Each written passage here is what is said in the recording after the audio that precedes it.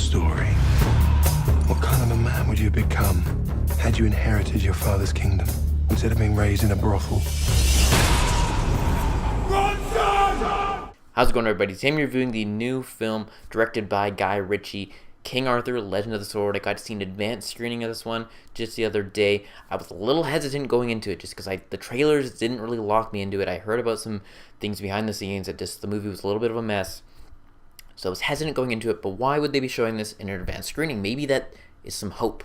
Maybe there's some hope. Why would they be showing it this early on to an audience? So they did have hope, but the movie's about Charlie Hunnam, who plays King Arthur, and just his journey to get back and reclaim the throne and Excalibur, the sword that's rightfully his, from Jude Law. That's kind of an origin story of sorts. You don't get to see the official Knights of the Round Table and that whole thing, and so it's an origin story of sorts.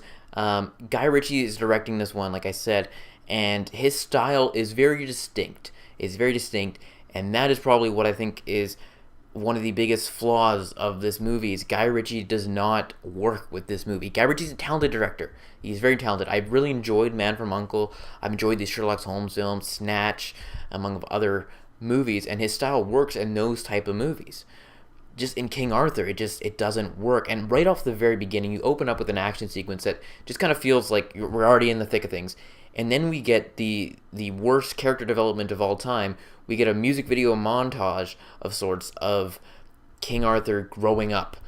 And it's done in a matter of about a minute and a half. And that's pretty much all the backstory you get on King Arthur. You don't get his motivations. I feel like this movie had a 3-hour cut. And they cut it down to 2 hours. But in doing so, they decided, we'll keep all the flashy Guy Ritchie stuff, but we'll leave on the cutting room floor. We're going to leave all the character development and why the characters did what they did, why Jude Law is evil. I'm not going to give any spoilers away, but why he does what he does.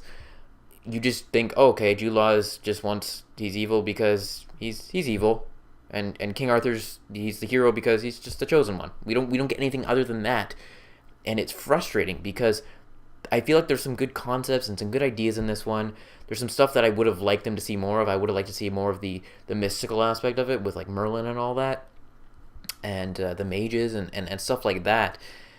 But it just misses the mark on that part. Another thing, the score on the movie, I liked parts of the score. It fit what Guy Ritchie was doing, so I'll give it that. But it felt like someone, if you've seen the movie, and when you see the movie, it sounds like someone is I would have hated to be the guy doing the score because it feels like you're out of breath the whole time because he's it's weird. It's weird. When you hear it, just maybe do a Google search. I don't know if it's going to be online yet, but just look for the scores later on, and it just sounds like someone's constantly breathing in the mic, and it's just weird. It's weird.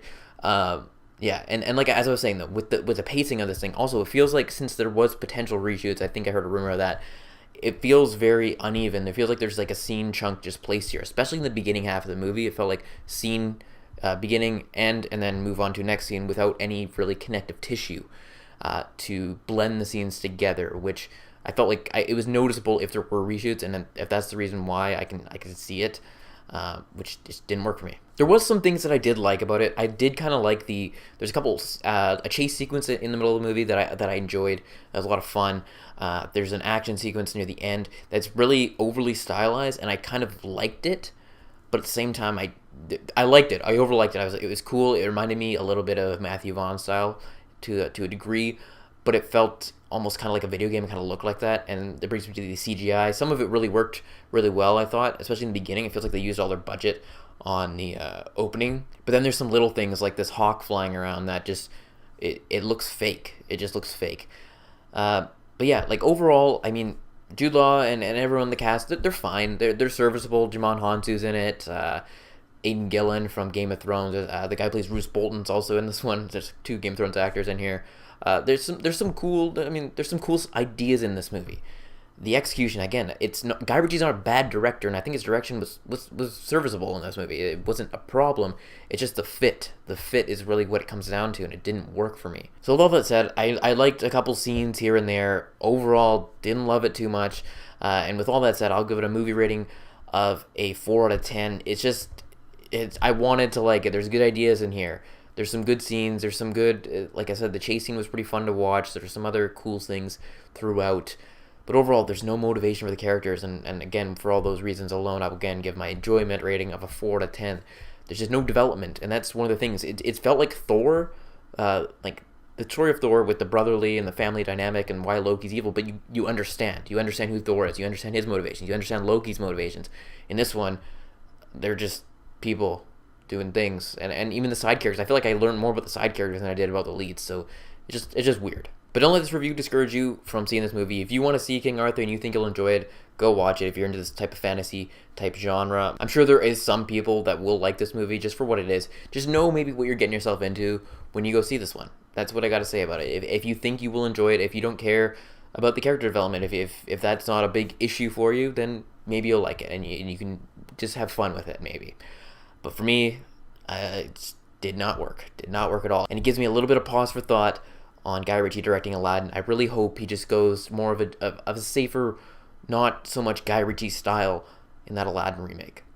So anyways, that's it. Hope you guys enjoyed this video. Be on the lookout. Guardians of the Galaxy Volume 2 coming out next week. Hoping to get an early screening of that. Hoping. And also Alien Covenant coming out soon. Really excited for that as well.